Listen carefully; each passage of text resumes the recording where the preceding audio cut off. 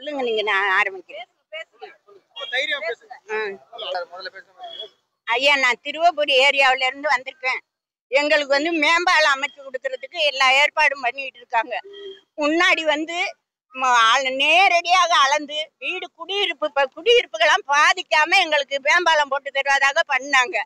இப்ப திரும்ப வந்து எங்க வீடெல்லாம் அடிபட்டு 50 வீட்டுக்கு மேல அடிபடுற அளவுக்கு சுத்தமா எடுத்துட்டாங்க. எங்களுக்கு 60 வருஷமா நாங்க அங்கனே இருக்கிறோம். எங்களுக்கும் வயசாயிட்டு நாங்க கட்டின வீட்டுல இருந்து நாங்க வெளியில போகணும். எங்களுக்கு மேம்பாலம் வேணும். ஆனா இந்த பொதுமக்களை எல்லாம், திருவப்பூர் பொதுமக்களை எல்லாம் பாதிக்காம எங்களுக்கு மேம்பாலம் போட்டு கொடுங்க. நாங்கெல்லாம் பறக்கிறோம். நாங்கெல்லாம் அந்த வீட்டுக்கே வந்துருவோம் போல இருக்கிறோம். ஐயா, தயவு செஞ்சு எங்க வீடுகளை பாதிக்காம எங்களுக்கு மேம்பாலம் அமைச்சு கொடுங்க. நாங்க வேண்டான்னு சொல்லல.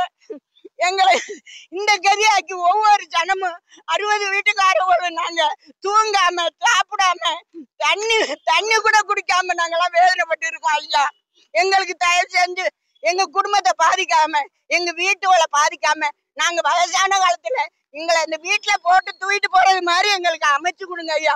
உங்களுக்கு கோடான கோடி புண்ணியம் ஐயா. வேற நீங்க என்ன கொடுத்தாலும் எங்களுக்கு தகாத ஐயா. எங்களுக்கு வீடு வேணும், எங்களுக்கு மேம்பாலமும் வேணும், வீடு வேணும். எங்களுக்கு மேம்பாலம் வேணும் தான். வீட்டுகளை பாதிக்காம மேம்பாலம் கொடுங்க ஐயா. என் பேரு செண்பகவல்லி.